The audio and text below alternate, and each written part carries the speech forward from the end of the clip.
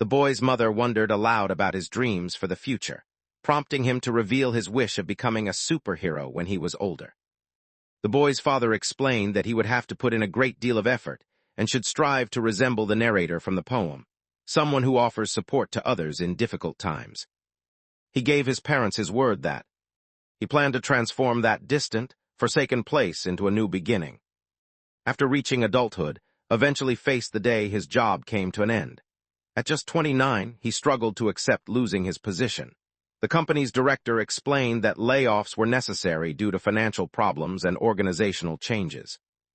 The young man explained that he had devoted everything he had to that place, and he felt that what was happening now had gone far past any reasonable limit.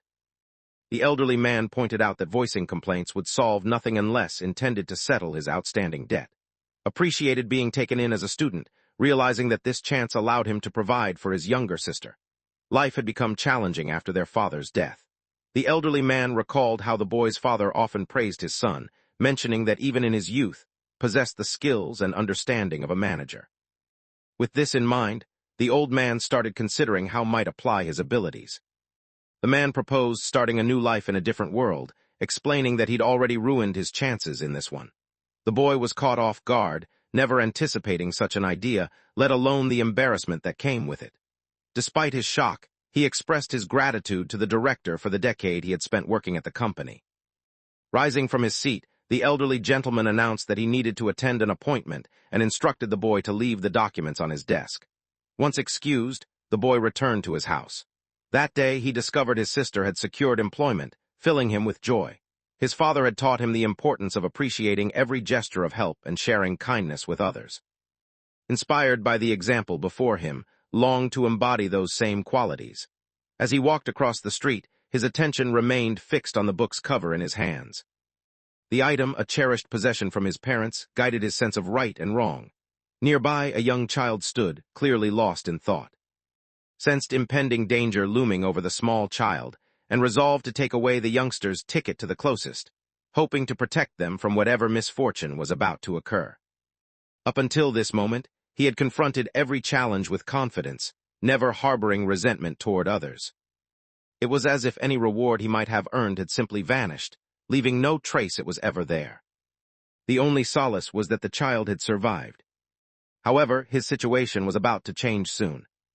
His fingers inched toward the book he held, cautious and deliberate. Tucked inside its pages were several cards, each possessing a unique power according to their descriptions. Some cards bestowed relief from anger, protection from extreme temperatures, the skill to inspire others with encouraging words, an urge to travel north, and even the end of all conflicts. As these incredible items appeared before him, memories surfaced of times when others had dismissed him as worthless. Praise had always been rare for him, leaving him to question where things had taken a turn for the worse. Now everything had changed. He found himself in an unfamiliar land. In this new life, he was known as Hero, a boy of just 13. On a bright morning, he had been Reb. His brother appeared and questioned his activities. In response, explained that he had observed something unusual about the city. As their birthday drew near, the area grew more crowded, yet an unusually large number of carriages filled the streets. These carriages, arriving heavily packed from distant regions, left those places with nothing behind. This pattern suggested that the movement of goods within the land had come to a halt. Before long, the residents of the territory could find themselves struggling to get by. Brother mentioned that the head shared a similar opinion, went on to explain that rising prices were making it increasingly difficult to boost output. When they were born, a natural calamity had struck, slashing the harvest season by 50%. Guessed that this meant they only produced crops for half as long as before. However, the protagonist disagreed, insisting that things didn't operate that way. Despite everything, it seemed clear that trouble would arise if the situation continued unchanged. As the eldest son, he felt a responsibility to help lighten the people's taxes, knowing he was the only one in a position to take action. Before long, he is destined to be blessed by the gods, a moment that will endow him with the strength either to lead or to battle. Retains memories from the life he lived before. However, all things commence with the sacred ritual. Eagerly looked forward to arriving at the church, knowing that if he didn't make it on time, there was a chance he would miss receiving his blessing. Within the hallowed walls of the temple, someone was expecting them. Oliver, the head of the family, noted their tardiness. Expressed regret for his lateness, explaining that he had been engaged in a conversation with his brother. Oliver reminded the main character that someone destined to lead the family should show greater awareness. Meanwhile, the priest inquired whether it was time to start. When humans reach a specific age, they are given revelations. At that moment, a message materializes in front of the boys. The heir has 4 potential revelations to receive, 2 related to leadership and 2 associated with military roles. As the ceremony drew near, the priest guided everyone to open their scriptures and led them in prayer. The instant the book was unlocked, a brilliant light erupted from its pages, and a mysterious being formed behind the main character. The figure seemed entirely consumed by a holy energy. No one dared to speak as the scene unfolded. Observing the miraculous event, the priest noticed that numerous messages had been revealed. He realized the moment had come to begin reading each one in turn. The initial pair of cards revealed promises of plentiful crops, prompting him to examine the following card. The priest's gaze fell upon the object, and a wave of astonishment swept over him. The protagonist wondered aloud whether the object was connected to military strength, but the priest, unfamiliar with such a thing, realized he would have to rely on his special powers to gain insight. Calling upon his divine gift, an all-seeing eye, the priest tried to uncover its secrets. Despite his efforts, he found himself unable to perceive anything. Instead, the object seemed to push him away, forcing him to let the card fall from his grasp. In all his years, the priest had never encountered a card so ominous, one that could even resist the gaze of divine power. Facing Lord Oliver, he explained that matters had become tangled, referring to the recent incident involving the heir. There was a possibility that he had been given a demon's eye. Oliver wondered aloud about the consequences for their family's ties to the kingdom if this suspicion proved correct. In response, the priest gravely explained that their entire family would be wiped out. The family's leader wondered aloud whether there was a possible solution. As he observed the young heir, a realization struck him. He leaned close to the Lord and quietly mentioned that, although it was a harsh option, sending the boy into exile was a possibility. Moved nearer to his father and pointed out that the protagonist had never been considered the eldest son, prompting them to question his actions. At that moment, the boy shared what he had been thinking. Every one of those writings was meant for the eldest child. Yet, a single card remained to be examined. The legendary sword belonging to the Maxwell family. Such an astonishing turn was beyond anything the priest had anticipated. With this newfound understanding, Oliver saw that breaking away from the kingdom could actually be achieved. Clarity filled his mind as a precise course of action emerged before him. He offered his congratulations, too, acknowledging him as the family's rightful eldest child. The protagonist turned to his father, seeking clarification about his words. At once everyone turned toward him, their faces filled with strong disapproval. Believed that banishment would tarnish the family's good name, so he offered a different solution. He suggested renting out certain pieces of land to the man and putting him in charge of them, treating him almost as if he were family. Remained unable to embrace those concepts, while his father advised him to stay practical. He chose not to spill blood on the pristine floor of the church. Came to understand that nothing in his life would ever be the same again. Suggested awarding him territories that were unavailable to the other vassals, and at that moment his father realized the perfect solution. He bestowed the vast, demon-filled forest upon the boy. For a split second, the main character paused in uncertainty. Then, unexpectedly, he dropped to one knee in front of his father, leaving the older man astonished. He indicated that he would graciously take responsibility for that area. The Lord found himself surprised by how grown-up the response was. Once the ritual had ended, the priest brought the family's revelation ceremony to a close. Oliver departed from the location with a firm resolve to organize a special celebration in honor of his newly acknowledged eldest son. As he exited the temple, he raised his voice to get his son's attention, informed the main character that this might be their final meeting. The boy received admiration from everyone simply because his birth had occurred a few minutes before the others. Because of that, he had always harbored a deep dislike for the protagonist. After saying goodbye, he advised to avoid meeting his end within his own land. However, remained unconvinced that their paths would not cross again.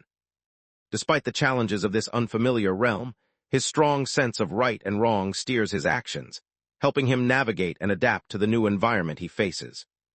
With his possessions in hand, the boy ventured further into the dense forest, soon doubting whether he could find his way out. When unfamiliar sounds rustled from the bushes nearby, fear gripped him completely. If he continued like this, he would prove his brother's prediction right. He had to hurry back to his own land. The great forest of demons stretched out as a perilous expanse, its wild terrain making any attempt at farming impossible.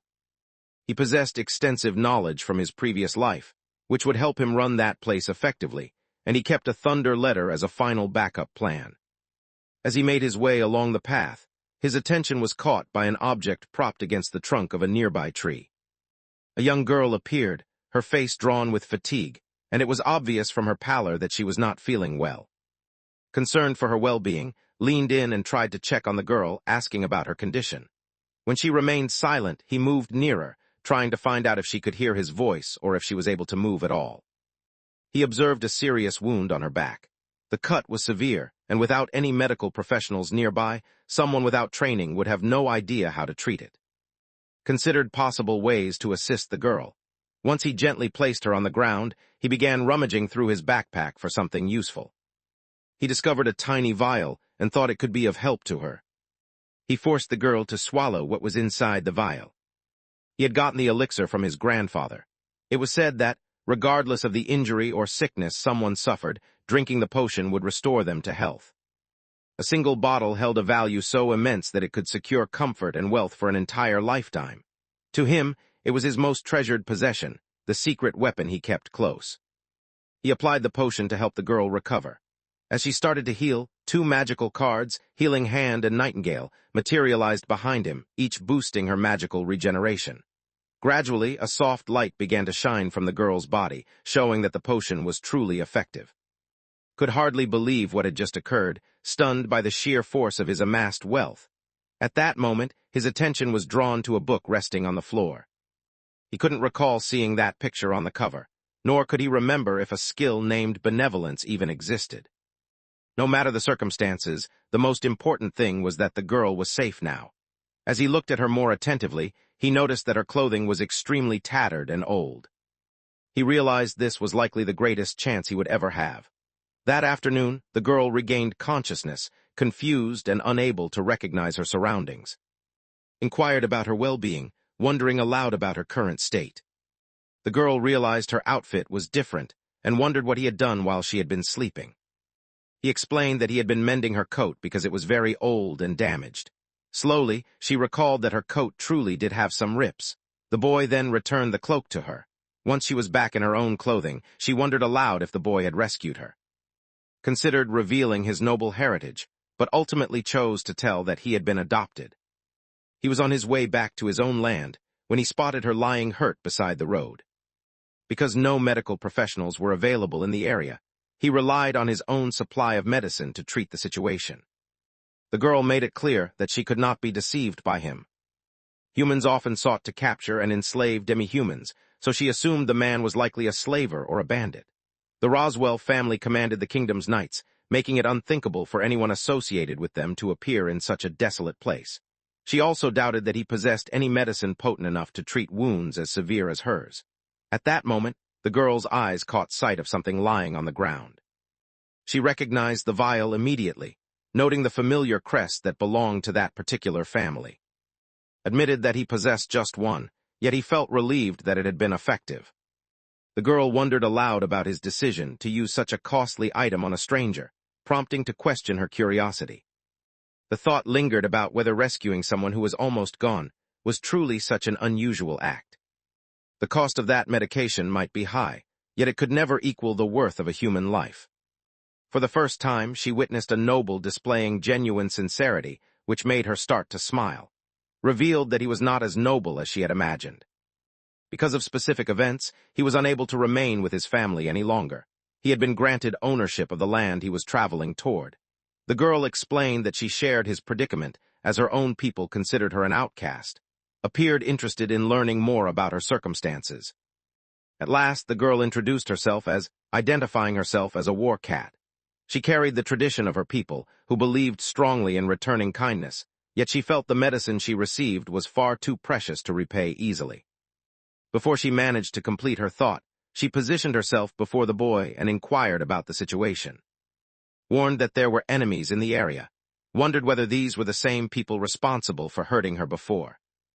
The girl insisted that things were not the same this time, explaining that she was referring to the men who were coming toward them.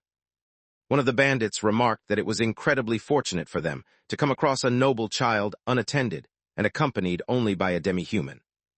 Came to the unsettling conclusion that the bandits had been on his trail all along. Promised to return the favor immediately. She planned to distract every man in the area, giving the boys a chance to escape. Anxious for her safety, questioned whether she could handle all of them alone, she admitted that she was unsure. Despite being bred for battle, excelled at fighting. However, she was known as the least powerful of them all. Nevertheless, determination filled her as she resolved to make an attempt. Hoped she could delay the bandits long enough for the boy to get away. Meanwhile, pleaded with her not to risk herself, his voice filled with desperation. The gang of bandits closed in, preparing to attack her, while the first one stepped forward menacingly. His unique gift allowed her to detect threats before they struck. She narrowly avoided the blow and caught hold of the bandit's arm, making it clear through her actions that she refused to be underestimated.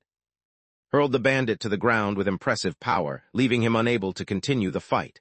That single, crushing blow was enough to defeat him.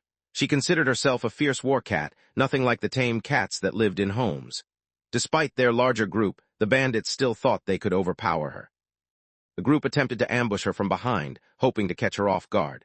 However, she possessed a unique power that allowed her to instantly increase her physical strength, an ability known as spatial movement. In a swift motion, she propelled herself into the tree branches above. The bandits began to jeer and taunt her, urging her to descend. Accepting their challenge, she sprang down, delivering a crushing blow with her foot and knee directly onto their faces. With that move, two more adversaries were swiftly incapacitated, leaving only the largest bandit standing. He made a desperate attempt to strike her, aiming a punch at her face. Yet just as he was about to connect, he was taken by surprise. The Force hinted that she had plenty more punches like that one in store. With a swift kick, she delivered a painful blow straight to the unfortunate man's most sensitive area. She urged the main character to escape from that location once more. She warned that her grip on them would not last much longer.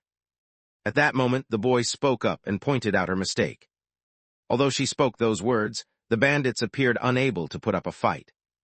Remarked on her impressive strength, downplaying her own abilities, yet thought there was something odd about the whole situation. Movements displayed a newfound precision, hinting at a remarkable boost in her power. This change made question whether the medicine might be responsible. However, explained that such substances wouldn't cause noticeable physical enhancements. A bandit emerged from behind the main character, his presence implying that the boy could possibly be a tamer. Realizing the threat in the air, she warned to remain motionless, certain that the man posed a serious danger. The group found themselves entangled in a complex predicament. Turned to, seeking clarification about the specific threat she had mentioned. The girl explained that she was unable to detect the sound of his steps or feel that he was nearby. Possess a unique skill known as the danger sensor, enabling them to sense everything happening around them. The bandit remarked on the impressive nature of the girl's skill, cautioning her not to let it go to her head. Without warning, he vanished before her gaze. Suddenly, he reappeared behind her, explaining that with enough effort and discipline, humans could perform similar feats. Feeling uneasy, questioned his intentions toward her and her companion, and he replied that he had a few matters to clarify. He raised his voice at the rest of the bandits, demanding to know when they would finally wake up. Before long, they regained consciousness and noticed that their boss had arrived to save them. The bandit leader believed the child's luck had finally ended and decided that it was time to deal with the matter once and for all. He dropped to his knees in front of them and expressed his regret for the events that had occurred. The less fortunate children remained completely unaware of the situation unfolding around them. The bandit leader introduced himself as a name that immediately struck the observer as both unusual and memorable. Internally, the observer decided to nickname him Vodka instead. This man held the position of authority among the bandits, making sure they all followed his orders. He often pictured them as modern-day Robin Hoods, following their own set of rules and principles. One worker complained about constantly feeling hungry, insisting that surviving on just grass and beer was impossible. In response, the boss dismissed the concern, saying that a little hunger wouldn't hurt anyone. Smacking the boy on the head, he insisted that no one would be allowed into paradise if they were burdened by shame. Disciplining the group proved challenging, yet he felt the effort would pay off. Because of this conviction, he had come up with a suggestion for the travelers. They wondered aloud whether it would be possible for them to hold onto the scroll.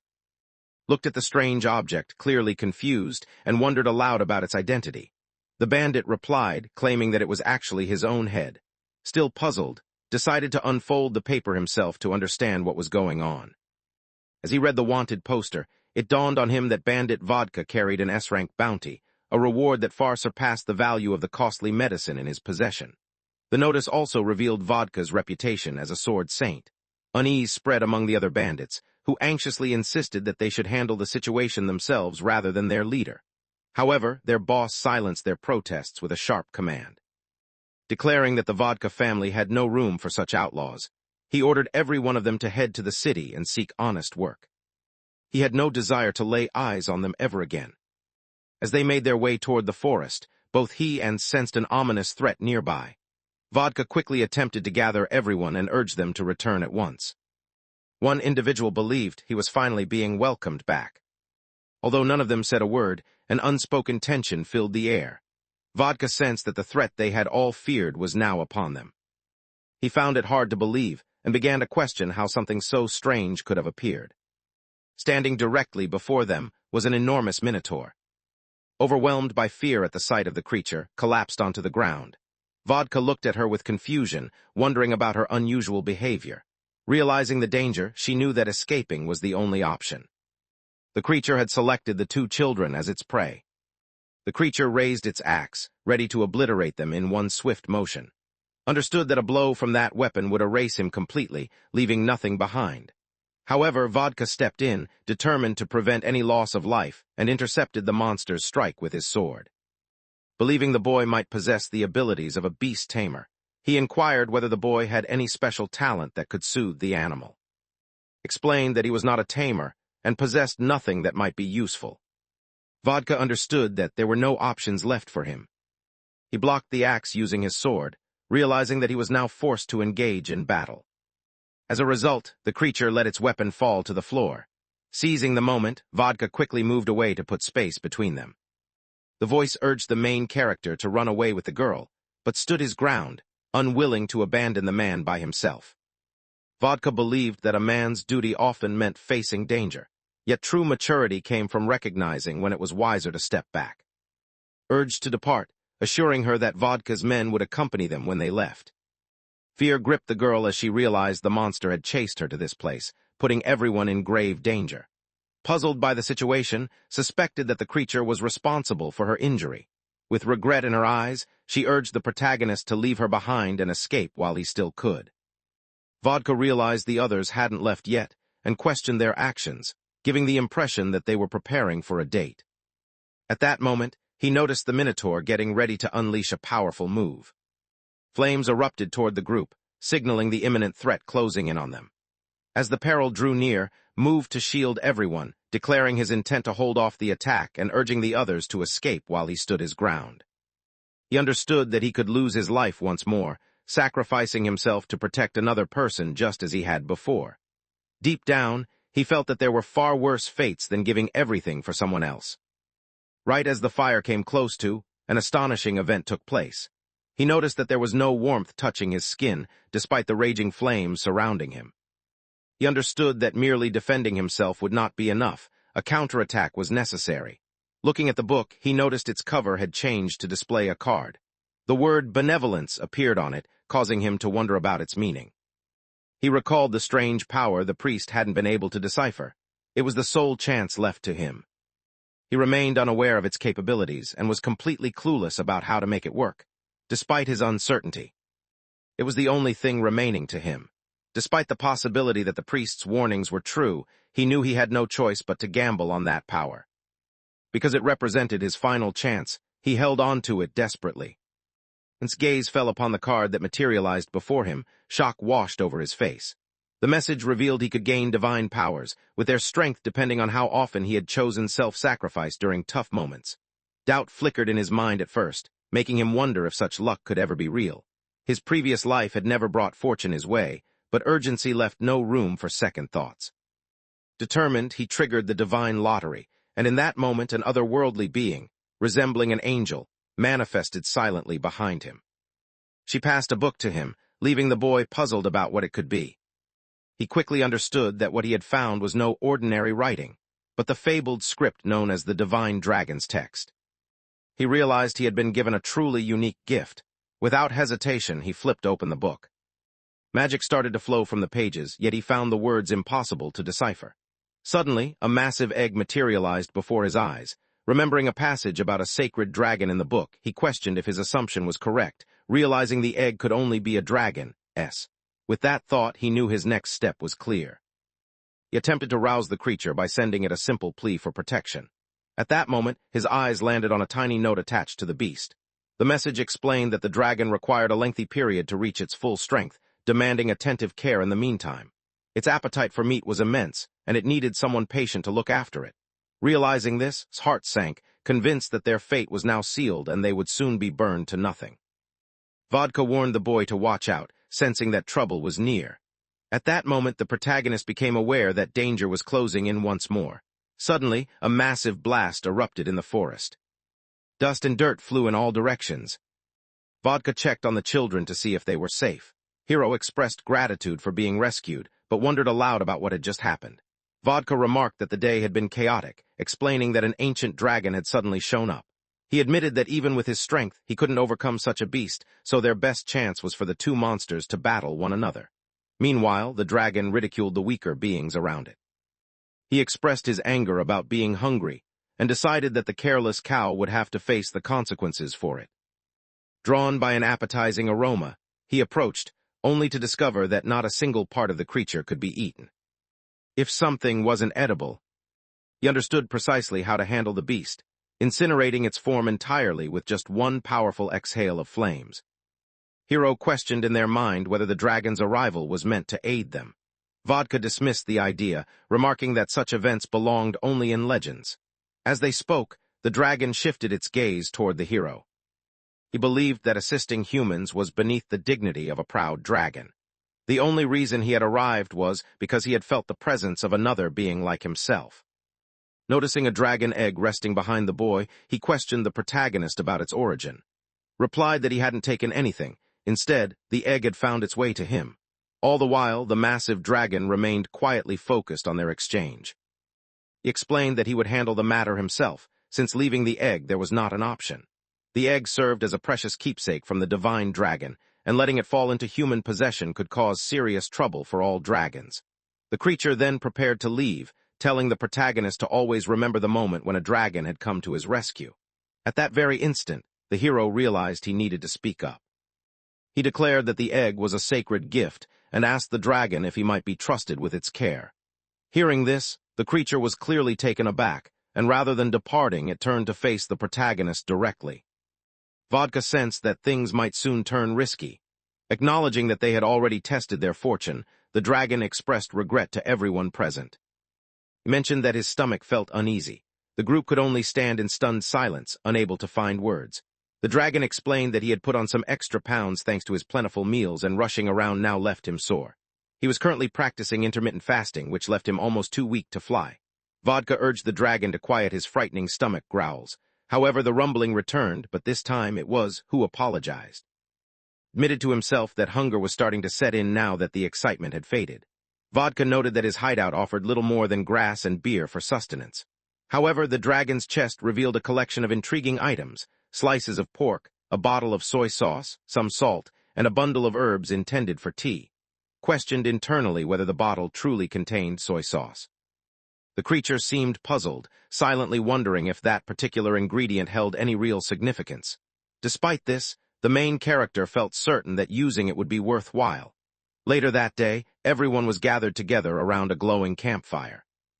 The dragon felt completely satisfied after the meal, with no hint of regret. At the same time, Vodka kept sipping the drink, unable to resist its delicious taste. Curious about the flavors, the dragon wondered what ingredients made it so special. It turned out to be stir-fried ginger combined with a secret recipe created by the main character. He felt happy knowing that everyone had a good time. Detected a strange crunchiness in the stew and grew curious about its source. Responded by disclosing the ingredient to her. He had gathered a few slimes from the forest, remembering the maids in his household mentioning they were edible. Carefully, he cut thin slices from the gelatinous creature. Although its looks were unappetizing, the taste turned out to be surprisingly delicious. There was also the fact that they could be found in large numbers throughout that region. Vodka suddenly recalled that he had a question he meant to bring up with them. The forest had a reputation for danger, causing even seasoned adventurers to keep their distance. Because of this, he grew curious about the reason for their presence. Explained that he was traveling toward his own land when he came across the girl, who was hurt and lying by the side of the road. Vodka wondered aloud about the events that had taken place. Explained that she often felt out of place in her family and wanted to prove something to herself. Questioned whether battling the Minotaur was a part of this personal test. Feeling a bit self-conscious, admitted that this was one way to interpret her actions. He realized the cause of her injury and felt relief that he had discovered her in time, especially because he possessed an elixir. Vodka questioned whether he had truly spent such a valuable item on a stranger. Explained that the item had been given to him by his grandfather, mentioning that he was the oldest son in the Roswell family. Vodka recognized the Roswells as one of the most prominent families in the entire kingdom. Clearly, the boy had important motives for his presence. He explained that he had failed to gain the powers his family desired, which led to his younger brother being chosen as the heir and himself being cast aside. Vodka recognized that he was living in exile, a fate not uncommon among nobles, but considered himself fortunate given the circumstances. Turning Vodka over to the authorities promised a hefty reward. Nonetheless, the protagonist had no desire to return to his old life, nor did he wish to collect a bounty on the man who had saved him. Vodka remarked that with such poverty, he would be powerless to accomplish anything. Still, the protagonist preferred his current life to betraying his benefactor. Vodka warned that kindness had its limits, cautioning that such behavior would prevent him from achieving his goals. He aspired to be the sort of person who always prioritized the well-being of others over himself. This selflessness was the very ideal he hoped to embody one day. Observing the boy's overwhelming generosity, Vodka grew curious and inquired about his actions. Responded that she intended to repay the favor she had received.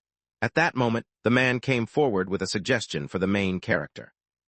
He inquired whether he and his group could serve under him, emphasizing their skills in tasks that demanded force or physical power. Although they lived as bandits, their actions were guided by a sense of honesty. Requested that they avoid using violence or taking anything that didn't belong to them, and Vodka assured that he would behave accordingly. The pair their agreement with a firm handshake. Not far away, the dragon watched them in a daze, his mind clouded by intoxication. Slurring his words, he wondered aloud whether they intended to abandon him outside. The stench of stale alcohol clung to him, easily noticeable too. Despite his confusion, the dragon remained captivated by the aroma of the protagonist's food, which gave hope that the protagonist could manage caring for the dragon egg. This unexpected gesture sparked the beginning of a new friendship between them. The main character found it impossible to turn down their invitation. The dragon eagerly anticipated more tasty dishes in the future, while the boy promised that his next creation would be more nutritious. Together, they sealed their new partnership by shaking hands in celebration. Sensing an unfamiliar sensation, the dragon quickly rose to his feet, realizing something unusual was happening. He felt fully alert, and there was no trace of discomfort left in his body. His awareness heightened, making him feel as though he had gained centuries of youth. An unusual hunger grew inside him, and he believed he could consume far more food than before. He announced his intention to hunt boars for the boy, energized by the newfound strength surging through him. Watching this change, worried that this might lead to trouble. Since he lacked the experience to manage that situation, Vodka reassured him, suggesting this might actually benefit the boy. Despite this, Vodka still took note of the boy's kindness, finding it impossible to overlook. From that moment forward, events promised to grow even more thrilling, and he placed his hopes in the guidance of his new supervisor. Felt uneasy about being labeled with that title, yet the men around him had already begun to view him in that light. As they continued their celebration, another figure emerged at the scene. This newcomer remarked that it had been years since he last crossed paths with Vodka and announced his intention to take Vodka's life. As he moved closer to Vodka, his intentions were unmistakable. He did not plan to let Vodka leave there alive. Vodka warned Richard to be careful with his language, reminding him that attracting the attention of a Black Guild bounty hunter was the last thing he needed. The main character recalled a time when his father had mentioned that to him. They secretly accept assignments that others cannot, engage in various illegal activities, and even influence government affairs from behind the scenes. Vodka remarked that the man had once been a shining example among the holy knights, but had now stooped to tracking down bandits for a reward. Hearing this, Richard felt a surge of irritation at Vodka's words. Vodka, once a member of the nobility by birth, had become the leader of a bandit group, making him unqualified to pass judgment on others. Questioned Vodka about the truth of the matter, which left Vodka feeling insulted. Vodka believed that his noble origins were clear enough from his looks alone. To the boy, the man appeared to be nothing more than a bandit, while considered him to be wild and uncivilized. Vodka felt frustrated by the nobles' constant tax increases, so he chose to sever all connections with his family. Richard ignored any explanations, certain that his fate was sealed and that day would be his last. Vodka explained that accomplishing the mission would be difficult, as his opponent was accompanied by a formidable war cat. The woman walking beside Richard mentioned that a voice nearby sounded familiar to her. He greeted, remarking on how much time had passed since they last met, reacted with immediate surprise at seeing him again. She realized the woman's hiding place and questioned her presence, curiosity stirring about the circumstances that had led to this moment. It was possible that she had been looking for the lost remnants of the great forest, the place rumored to guard her people's most prized possession, the bow of Artemis. From what others believed, she likely did not accomplish that quest. After all, the least powerful stood no chance of overcoming such a challenge, making the situation seem hopeless. The reason lay in the unique appearance of her eyes. She could still recall the days when people referred to her as a prodigy. Back then, treated her as though she genuinely surpassed all her peers. Nobody foresaw her eyesight would begin to fail, and watching this decline gave her a certain satisfaction. Whenever she questioned about those times, now that could no longer claim victory during training matches, she took delight in the irritation that flickered across face. Noticed that the artist seemed to have spent all the money before finishing this panel. The girl shivered as she recalled the memory, her skin prickled with goosebumps from head to toe. Watching their conversation unfold felt thoroughly uncomfortable. Vodka believed that stepping in would not be wise. Operating unseen, the Black Guild conducted their affairs in secrecy. If they chose to pursue noble causes, they might be recognized as heroes. Every individual in their ranks possessed the strength and skill of thousands of ordinary fighters. Vodka remembered the time he had gone up against Richard in a tournament, struggling to make even the slightest impact. Now, he felt certain that Richard's abilities had only grown since then. Richard reminded everyone that his title of Sword Saint was well earned, as he could easily spot adversaries. The girl observed that if the protagonist had stepped forward, he would have fallen as the initial casualty. Believing that the two shared a strong friendship, she decided to offer them an opportunity. Found herself given the chance to launch the first attack without any resistance. Fear surged through her at the opportunity. Nearby, a striking girl with an obviously unrealistic figure offered advice, instructing to target the most vulnerable areas. Vodka attempted to reassure his newfound ally by expressing his belief that the god of war favored her. He was convinced that she possessed the skill to claim victory in just one move. Explained that she couldn't do it, blaming her eyes as the reason. The protagonist offered an idea, encouraging her to give it a shot. He assured her that if things didn't go as planned, they could always think of another solution. Although his advice was straightforward, it inspired the girl to keep going. Determined, promised herself she would put forth her best effort against her rival. She announced her intention to strike. In her mind, the act felt similar to drawing and releasing an arrow from a bow. She believed that a single, quick motion was all it would take. She concentrated every ounce of her strength and energy on one chosen target. One of her strikes landed on the girl's body. At first, the girl appeared unfazed, showing no reaction to the hit, but then she reached out and held onto for support, struggling to remain standing. Immediately afterward, she fell to the ground at its feet, leaving bewildered by what had just happened. Richard remarked that, in the end, animals remain nothing more than animals. The girl had been fortunate, yet the gap separating him from everyone else remained vast. Vodka watched with anticipation, curious to see if he would have any success. Richard declared that he would offer his opponent the honor of a warrior's end, insisting that such mercy deserved gratitude. However, as Richard spoke, Vodka suddenly lashed out, driving his fist into Richard's stomach. Vodka asserted that a vast gap existed between them, boldly claiming that he was the most powerful person present. Richard lay sprawled on the floor, the impact of the blow forcing something from deep within him. Because he hadn't thrown up, it was clear enough how the rest had exited his body. Afterward, he accused Vodka of being both a coward and a dirty fighter, comparing his tactics to those of a common thief. The man explained that he had given up his life as a bandit after pledging his loyalty, and soared to a new lord. Richard believed that only a person with an extraordinary level of kindness would ever accept someone like him, going so far as to call such a person a mythical fool. Vodka then pointed out that this so-called fool was actually standing right next to them. Hero Roswell, the ruler of the forest, was mentioned, which only fueled Richard's anger further. Once he finished assisting his companion, he announced that their strategy was different now. They would target the kid instead. Vodka questioned whether he was brave enough to go through with it, especially after the rough treatment he had just endured. With a powerful yell, he urged his friend to hurry back, warning that the stir-fried ginger would disappear if he didn't. Without warning, a gigantic creature descended right in front of the group. Clouds of dust billowed up, obscuring their view and leaving them uncertain about what had arrived. As the dust slowly drifted away, the outline of a huge dragon became visible. Both Richard and his companion found themselves questioning the reason behind the sudden appearance of such a mythical beast. The dragon, oblivious to the recent events, wondered aloud about the identity of the strangers. Vodka explained that those individuals were attempting to assassinate their leader. The dragon's anger flared when he saw someone threaten his companion. Deciding the attackers would pay by becoming his next meal, he turned his attention to the two bandits. Fear overwhelmed the pair, and as soon as the dragon parted his jaws, they dropped to the ground, senseless. Observing their fainted forms, the dragon understood they posed no further challenge. Wondered aloud whether they might have gone too far, yet Vodka found satisfaction in the outcome, believing it was better this way. Now, they could finally relax without the fear of being pursued. Was caught off guard by the intensity of the assault, while Vodka claimed that the god of war supported them. Curious, the main character inquired which divine figure Vodka meant. Vodka then questioned whether the boy possessed any skills in leading troops.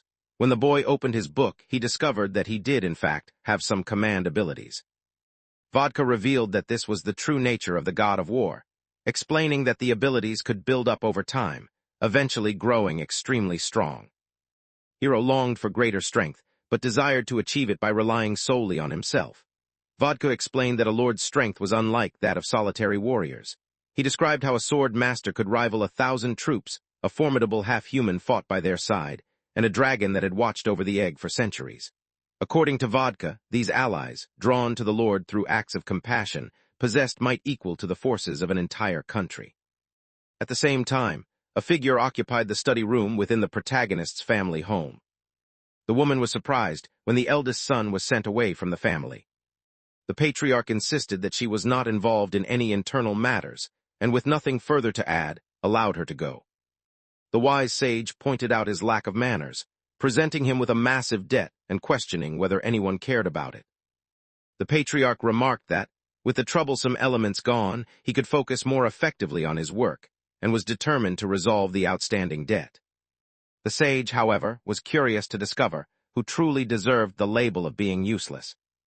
Since the boy was now in a different place, it was likely that would be the final moment they ever met. It serves as the key that leads to the ruin of all things. Deep within the forest, the protagonist found himself shielded from a threatening wolf by quick intervention. With a swift kick, sent the animal flying into the distance, ensuring the protagonist's safety. Waited until that moment to check on the boy's condition, concern etched across her face. The group realized that the creatures surrounding them were after the dragon egg, and they understood the urgency of escaping before even more monsters arrived. As became distracted, one of the beasts lunged at her, reacted without hesitation, swinging his club and catching the wolf across the muzzle. The injury wasn't enough to kill the creature, but the sudden pain sent it retreating and kept it from attacking again. Despite his bravery, his worry for his friend was clear, and as he held her protectively, his cheeks flushed with embarrassment. She admitted to herself that she had not noticed the creature sneaking up on her and regretted not. The challenge they now faced was that their destination teemed with monsters, making it difficult for just the two of them to journey safely. Based on the map, the Lord's mansion was supposed to be located somewhere in that area. The group expected to come across a village soon. However, appeared to notice something ahead of them first, catching sight of a sprawling roof peeking through the tree branches. As they walked toward the house, a sense of relief washed over them at the thought of finally being able to rest. As the group approached the house and finally got a clearer view, their optimism quickly faded, for the building was utterly deserted. He had been aware that something catastrophic had struck this land, but he hadn't anticipated that the entire village would have been overtaken by the encroaching forest.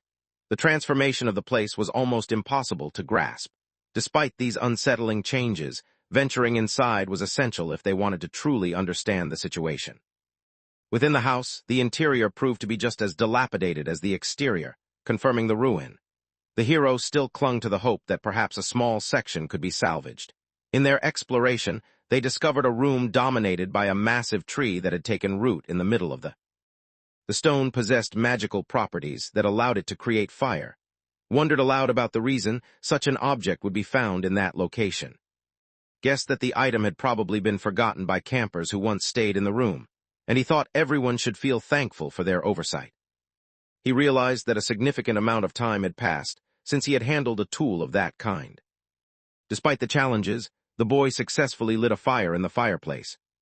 Had never considered that he might possess the ability to use magic. Thanks to his noble upbringing, Hiro had acquired essential knowledge, but it was mostly limited to what he needed to get by. The girl hesitated before asking her question, worried it might come across as impolite. She wondered aloud if nobles often abandoned their children in dangerous situations, especially since Hiro's father must have been aware of the risks in that land. To her, this explanation seemed like an easy way to hide the real story. Understanding that his father had knowingly sent him into peril, Hiro quickly cut her off. The statement was regarded as something that should remain unspoken. Karma travels across the world, always finding its way back to its originator. Negative emotions behave in a similar fashion, and he realized she was burdened by something unseen. The girl's unease was obvious. The main character assured her of his willingness to listen, eager to uncover the reality behind the Minotaur. She revealed that her real intention was to seek a sacred artifact known as the Bow of Artemis, which possesses the power to grant clairvoyance. Her motivation stemmed from her desire to rescue her younger sister. This legendary bow enables its wielder to locate anyone, no matter the distance between them.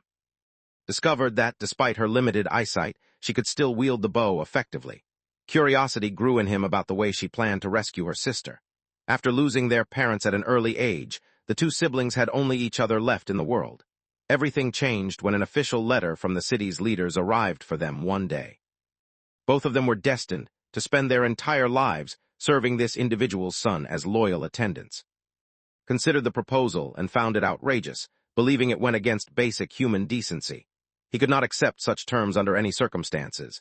Felt the same way, admitting she would have turned down the offer if she had been given the choice. Meanwhile, the clan continued their annual tradition of hosting a martial arts competition, where each participant's rank decided their position within the family hierarchy. Ever since she took on the role of family leader, her status remained at the bottom. In her culture, the powerless were always forced to obey those with greater might.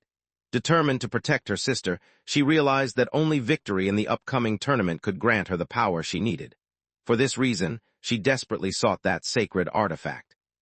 She possessed great confidence in her ability to use a bow, yet her eyesight had declined a lot. She was so overwhelmed that she was unable to face the Minotaur, leading to her injuries. If things continued like this, her sister faced an endless captivity, her bright future snatched away. As the eldest, she felt an urgent responsibility to shield her younger sibling, determined to go to any lengths necessary. Observing her resolve, questioned her dedication, suggesting he might assist by using his magic. Although uncertain of success, he assured her that he would try with all his might. Felt a deep sense of gratitude for the assistance she received.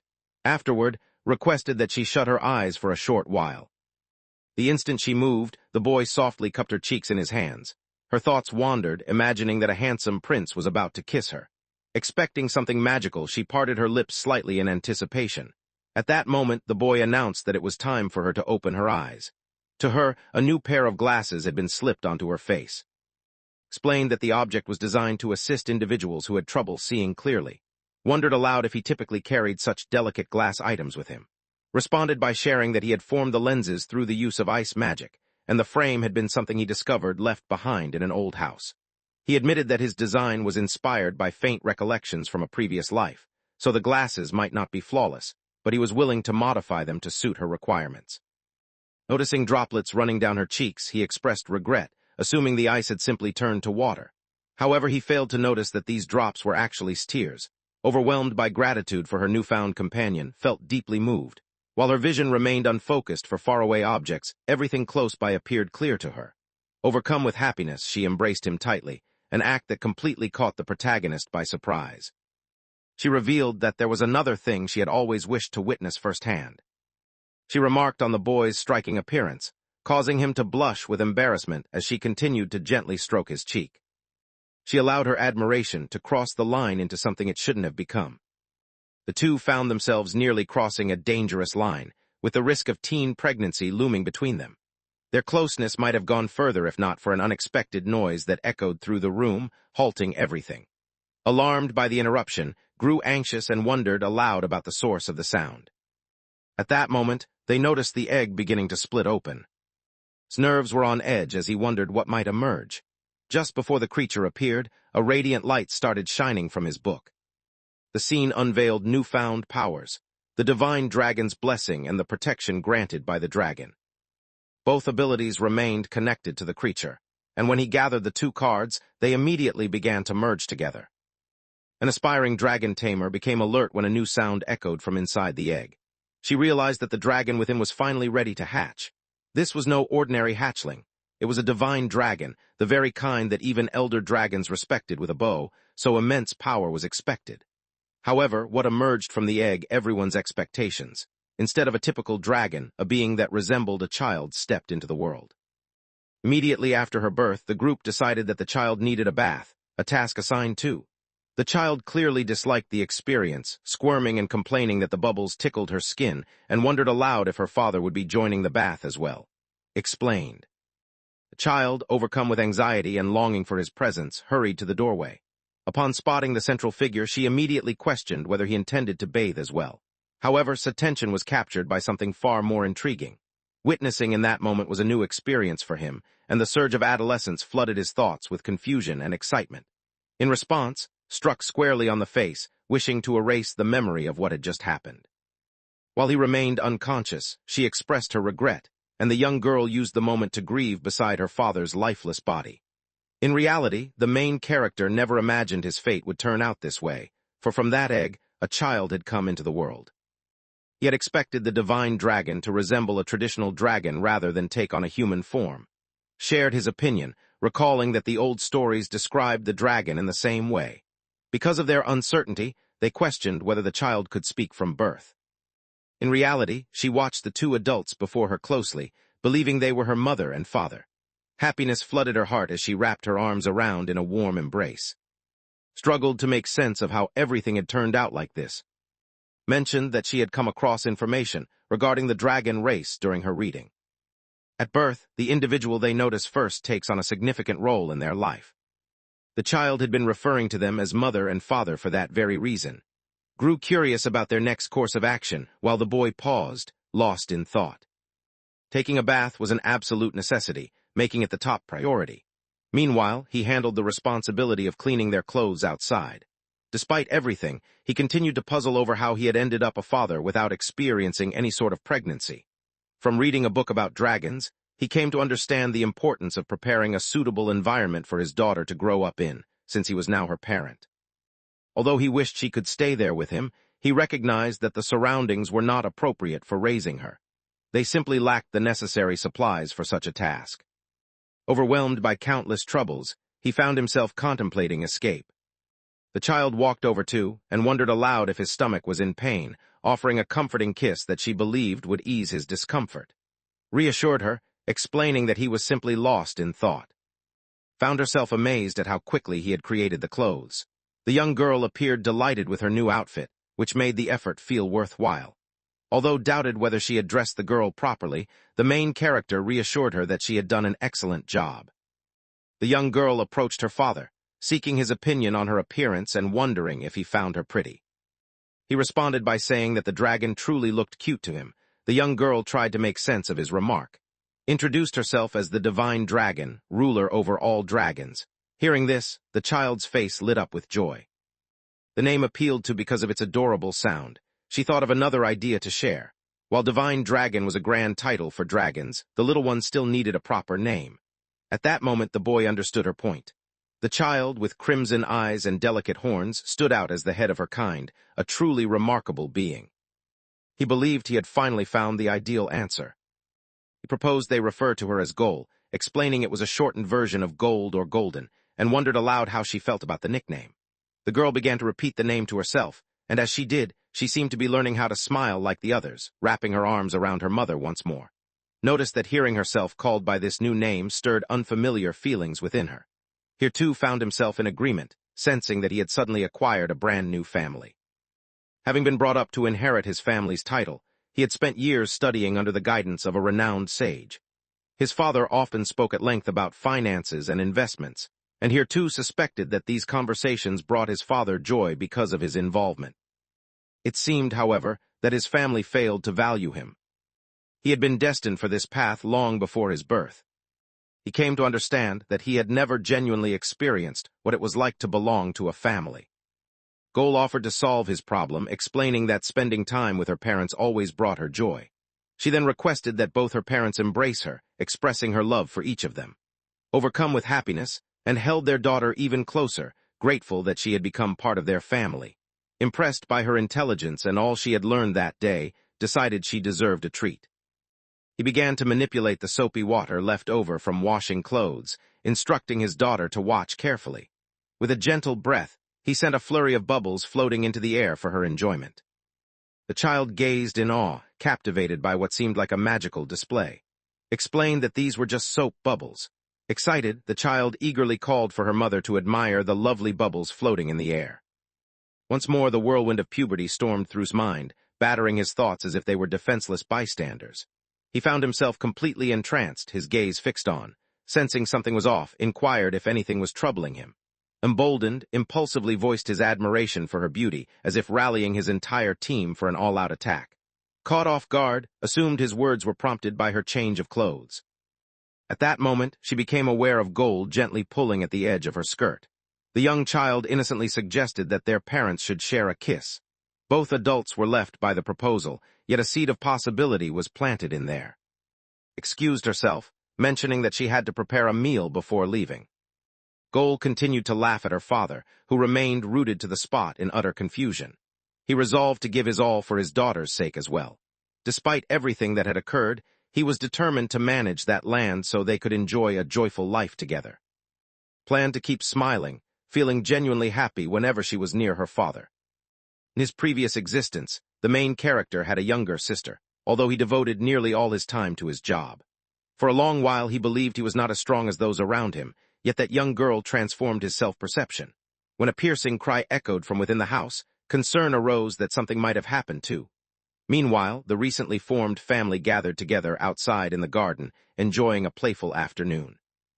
Gol delighted in playing with her mother, but she also longed to join her father in the fun. Standing there, the little girl encountered the first significant challenge of her young life. Approached, inviting her to examine the item he had brought with him. Most of their provisions had vanished. The woman expressed regret for her oversight. Gol wondered aloud if his mother had finished all the food, but she clarified that this was not the case. She explained that she had placed the remaining slime in storage, but the slime was still alive and ended up consuming everything they had saved. This incident had caused her to scream in panic the previous day, as she had been startled by the creature. The pork was entirely gone, leaving them only with the slime and the dried meat Gol still carried with him. At that moment, another person questioned what Gol had just said. This newcomer revealed that he had heard about the birth of the divine dragon and had come to pay his respects, having fasted the whole time. At that moment, suddenly understood the identity of the man. There was no mistaking it. The figure was the elder dragon. The man insisted that no other possibility existed. Given the striking resemblance, considered it nearly miraculous that he had been able to recognize the connection. The child broke into the discussion to ask about breakfast, mentioning her hunger. Responded by telling her that they had some dried meat to eat. The elder dragon then began to speak. The younger members of their kind consumed more food than a grown human ever could. Preserving meat wouldn't be enough to meet their needs, so urgency was essential. He considered tracking down a massive boar to provide for everyone. However, he also had a request for the protagonist. He wished for the chance to teach the divine dragon as a mentor. Each species possessed unique traditions and skills that needed to be handed down. There were many lessons this pair of humans simply couldn't offer. Approached his daughter, encouraging her to listen carefully because the final choice would belong to her. He wanted her to make the decision that felt best in her heart. He accepted the elder dragon's suggestion, believing it would benefit her to gain wisdom from a fellow dragon. He asked the girl about her wishes, his voice uncertain. She fixed her gaze on him, her eyes filled with a quiet intensity that made him feel uneasy. Despite his nerves, she agreed to join him, accepting the offer to play with her new uncle. The ancient dragon then vowed to care for and instruct the divine dragon, following the customs of his ancestors. At that moment, the girl accused him of being insincere, and he responded by voicing his frustrations. She climbed onto his back, asserting her authority and making it obvious that she intended to take charge from that moment forward. Together, they set off, while silently hoped they would remain safe. Meanwhile, Hiro pondered how he might find additional food, and the girl. She announced her intention to go hunting. With the dragon now serving as their daughter's guide, she wished to contribute in her own way. Her community had long relied on hunting and preserving food for future needs. The group could profit from selling hunting byproducts like horns and hides, or alternatively, they could craft these materials into clothing. Quickly understood that hunting would require some specialized tools, expressed her interest in creating traps, and because they were short on time, chose to assist her. She planned to introduce him to the fundamental techniques. For the traps, they only required a few sturdy branches and some rope. This trap-making technique was so simple that even young members of his tribe learned it easily. To avoid alerting animals, they always used materials sourced from the immediate environment, since local scents wouldn't raise suspicion. As they collected supplies from the nearby forest, they noticed animal tracks close to the spot where they decided to set up there. Hiro came to understand that the path could be frequented by wild and potentially threatening creatures. Scanned her surroundings carefully before stepping inside. Sensing no immediate threats, she decided it was safe to proceed. Felt a wave of relief and thought they could collect plenty of fruit as well. However, reminded everyone that they should continue to be cautious. A giant slime had the ability to completely engulf a grown person. Once they located an ideal area for their trap, they prepared to begin construction. The setup was finished quickly. Realized that she was genuinely enjoying herself. Meanwhile, was simply eager to prove her worth to him.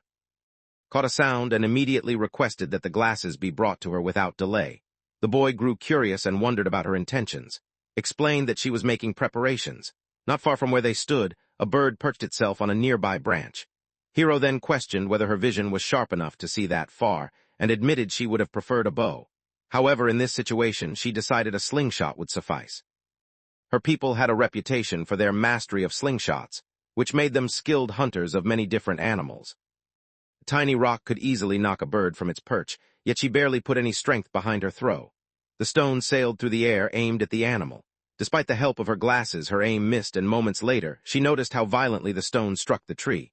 She wondered if the startled bird might have succumbed to fright. Was shocked that such a harmless-looking pebble could cause so much damage. Watching nearby, felt grateful she had not unleashed all her power. The girl admitted she had to keep practicing to manage her powerful abilities. At that moment, understood that possessing extraordinary strength could sometimes be more of a burden than an advantage. Despite the challenges, the group succeeded in capturing the bird. After arriving back at their house, and his spouse found their daughter waiting for them. Curious, wondered about her activities on the rooftop. Their young daughter explained that she had discovered an amazing new ability. Eager to show them, she requested their attention. Then, facing the distant horizon, she opened her mouth wide and released a tremendous surge of energy, which erupted into a powerful explosion deep within the forest. The ancient dragon explained that her training had produced enough strength to shatter a mountain, then turned to the protagonist, wanting to know their opinion about this achievement. True to her status as the dragon tribe's leader, she had already mastered the powerful annihilation roar. Curious about her father's opinion, the girl learned that he was greatly impressed by her abilities. Her achievement genuinely astonished him. Had felt certain that the entire territory might vanish due to her actions, but now he was prepared to address the ancient dragon directly. Due to the recent events, the unfortunate dragon realized he would have to go without dinner. Feeling hopeless, he regretted sharing his people's secret technique with her. Explained that the group was experiencing difficulties collecting the necessary supplies. That single strike destroyed several days' supply of food, leaving a significant loss. As the person responsible for the land, he knew he couldn't overlook the incident. The dragon believed the penalty was excessive. The boy insisted he couldn't simply ignore the situation. Hoping for assistance, the dragon turned to Gull, who promised to eat the dragon's portion of the food, leaving the dragon feeling even more disheartened. To the protagonist, a shadowy servant observed the entire scene, sensing a chance for personal gain. Meanwhile, outside the house, practiced her archery, her glasses perched on her nose. Observed her steady progress, realizing she was getting better every day. She credited her success to the special glasses, confidently mentioning that the upcoming tournament would be easy for her. The main character explained that they had already collected plenty of food supplies. All that remained was for the ancient dragon to deliver the rest. At that moment, recognized the sound of his daughter calling out. With a burst of happiness, she leaped onto his lap so enthusiastically that she nearly hurt him. Began to feel anxious about the situation, but the boy reassured her by explaining that his special skills had kept him safe from harm. Turning to his daughter, he inquired about her experience. She responded enthusiastically, mentioning that they had collected plenty of food and had also caught something unusual. Curiosity sparked in her parents as they speculated about the mysterious find, while the child eagerly beckoned them over to reveal the discovery. The ancient dragon stood hidden, lurking just beyond the crowd of fearsome monsters. He was curious about what his friend thought of the hunt. They had managed to capture both wild boars and fearsome sea serpents. The scene also featured a minotaur and a medusa. The boy had anticipated something more ordinary, yet for the dragon, eating meat was the norm. Hiro observed that even the ancient dragon avoided eating minotaurs, considering it common knowledge. He had acted purely to impress others, choosing the medusa, a catastrophic-level creature, as the ideal display of his strength. Explained that he had misinterpreted their intentions, noting there was an important reason why they had specifically requested ordinary food. Smoking the meat became the sole method to keep it from spoiling. Without this process, everything would have been lost. The dragon had no concerns about meat spoiling, believing it would simply nourish the earth as nature intended. In truth, his reasoning was sound. Meanwhile, the young girl admitted she was too little to finish all the food herself. Next to her, a man pleaded desperately for his life, terrified of becoming someone's meal. Wondered about the boy's identity. The young child explained that he had ended up in trouble, prompting her to bring him to this place. The child remarked that the man's pleasant scent likely meant he would taste intriguing as well. However, the man seemed determined to make his voice known. He introduced himself to the group as Jack. It was known that he conducted his trade within the boundaries of, working as a merchant who journeyed from place to place. Realized just how distant he had become from where he started. Found the situation odd, questioning in her mind why any merchant would be traveling without a carriage or any luggage. The man claimed that he carried everything he owned with him. His father had once presented him with a magical artifact, a special gift that possessed the remarkable ability to hold a vast number of items within it. He found himself burdened by the debts his father had left behind. Because of this, he set out for distant regions. After the new leader took over, prices skyrocketed, making everyday purchases nearly impossible. Life became a struggle for him, and simply getting by was no longer easy. To find what he needed, he was forced to travel to neighboring lands in search of supplies. He noticed the group of main characters gathered in the forest, and considered walking over to make their acquaintance. Hiro came to understand that the heavy taxes were leading to difficulties. Despite possessing a magical artifact that allowed him to sell a wide variety of items, the man still found himself facing difficulties. Understood that if he didn't act, his brother and father would soon destroy the entire territory. The young girl noticed her father's troubled expression and wondered aloud if the creature she had caught had failed to meet his expectations. The boy quickly reassured her, clarifying that his disappointment stemmed from a different matter entirely. The man she had trapped was actually a merchant, and if she consumed him, he would no longer be able to supply them with delicious treats. The child, eager to experience unfamiliar tastes, hoped for more culinary adventures. Hiro believed the best way to begin was with an apology. The child expressed regret to the man, who seemed like he might make a delicious meal. She immediately earned her father's approval. The confusion that once stood between them had finally been cleared up. The main character expressed regret for causing any problems. He approached the merchant and disclosed his real last name. explaining that he had been taken in by the family through adoption and granted ownership of the land within the forest. The merchant was informed he had permission to use the building, but Jack questioned whether that was truly the right decision. Meanwhile, felt uneasy about the suggestion and clearly disapproved. Because there was a chance this man was deceiving people, letting him use the building without paying was far too generous. If he kept acting so carelessly, it might cause major trouble. The boy expressed his regret to her, yet as the land's ruler, he had no choice but to stand by what he had said. He found it impossible to ignore anyone who needed help. There could certainly be individuals who seek to exploit his kindness, yet despite this, he is determined to offer assistance to anyone who requires it. Found herself unable to protest his words. Noticing her concern, expressed regret for causing her to worry. The merchant finally realized the reason behind the gathering of so many influential figures. It was due to the boy's generosity. Hiro insisted the merchant was overstating things. The ancient dragon cautioned that the matter required careful attention. The land remained barren and empty of people. At that moment, Jack approached the main character with a proposal he found intriguing. He expressed his interest in purchasing the bodies of the slain monsters. Because he dealt in food, finding buyers for the majority of it would not pose much difficulty for him.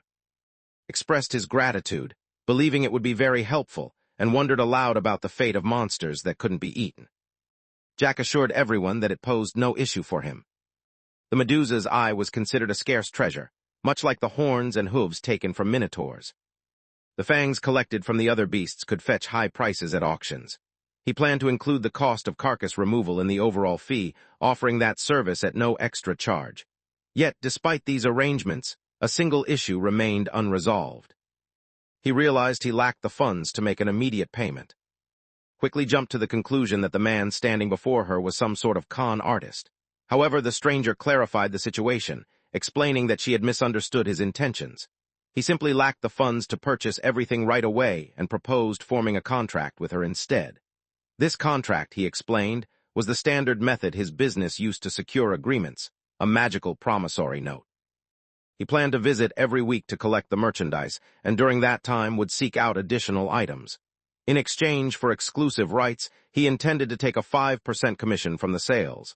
Ultimately, the protagonist rejected these conditions. The agreement required a sense of fairness for both parties. If one side began with a financial burden, they would be placed at a clear disadvantage. Simply gaining access to a trade route would already offer him significant benefits. Jack expressed his regret for his earlier eagerness, explaining that he simply wanted to finalize the agreement. He then inquired whether it was possible for them to come to terms on a contract. Jack mentioned that his firm often collaborated with various nobles, and in most cases, the responsibility of serving as guarantors fell to either the spouses or the heirs of those nobles. Was well aware that numerous nobles acted without caution. The merchants assured him that the process was merely routine, hinting that his wife could take care of the documents. Hiro then wondered if might manage the task in his place. The request caught the girl off guard, leaving her surprised. Jack tried to reassure her, explaining it was simply paperwork and nothing alarming. Still, understood that completing these forms would officially recognize them as a couple. Wondered aloud whether she was unwilling to serve as his guarantor. In any other circumstance, she would have declined. She wished he would follow the right tradition, because the current approach felt wrong to her. Then dropped to one knee in front of her, proposing marriage and seeking her approval on whether this method met her expectations. Explained that she felt she had no alternatives, and assured everyone that she was comfortable with her decision. At that moment, a voice in the crowd claimed the event would never take place, insisting the girl had brought shame upon her family. She came into the world as a member of the esteemed tribe. To her, the idea of wedding a human brought only feelings of revulsion. She realized she had no choice but to hurry back to the village right away. Delay any longer and the consequences could be fatal for her.